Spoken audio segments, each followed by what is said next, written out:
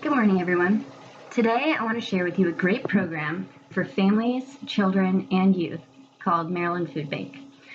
They have a motto: food is a basic human right, and hunger is a nonpartisan issue that doesn't discriminate. So, this organization is a nonprofit that actually combats hunger by indirectly distributing food to individuals facing hunger. So, they have 3 locations in Baltimore, Salisbury, and Hagerstown. And they serve to collect and distribute food to hunger relief charities. And these consist of neighborhood food pantries, soup kitchens, and community organizations. So their mission is to lead the movement and nurture the belief that together we can improve the lives of Marylanders by ending hunger. They focus not only on feeding more people, but offering solutions that address the root causes of food insecurity. So a little background on them. Maryland Food Bank started in 1979 and was the first food bank on the East Coast. This was the second response to the rediscovery of hunger in the mid-60s, where there had been extensive lobbying of politicians to improve the welfare. And it was actually in the 1970s that the U.S. federal expenditure on food relief grew about 500% and expanded to fund numerous other programs.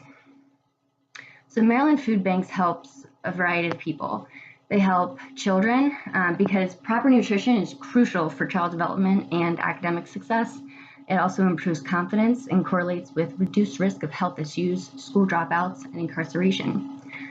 With working families, because food assistance helps families in Maryland, a state with one of the highest costs of living in the country, avoid having to choose between food and other key household expenses like healthcare or housing itself. It also helps seniors, because now our seniors suffer an increased risk of a variety of health issues. And Maryland communities, because food assistance resources distributed through programs such as SNAP program have been shown to nearly double their economic impact on the local community and positively impact the quality of its health, safety, and education. So next, I want to show you their partners. These are leading donors: BJ's Wholesale Club, Walmart, Wegmans, Safeway, Purdue. We're all pretty familiar with these. So donations are actually a significant part of their funding. 92% of the funds go to program services, 3% goes to administration, and 5% goes to fundraising. Together, all of this provides over 100,000 meals every day for people facing hunger and food insecurity. Next, I want to show you their leaders. This is their president and CEO.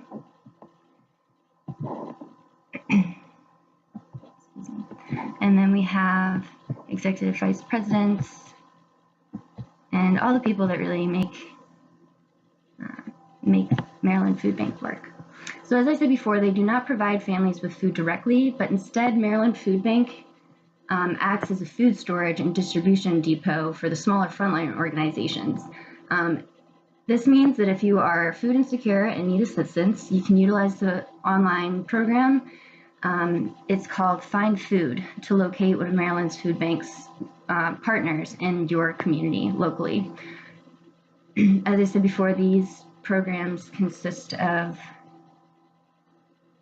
food pantries, soup kitchens, and other kind of smaller community organizations. However, no specifics were really provided for the day-to-day process. This program is a part of the child's MESA system and EXA system as it reaches the parents specifically. But then I want to get into a program, a more specific program. One of the 4 programs funded by the Maryland Food Bank that is specifically geared towards children and youth that I want to focus on just for time constraints, because there are 4 of them.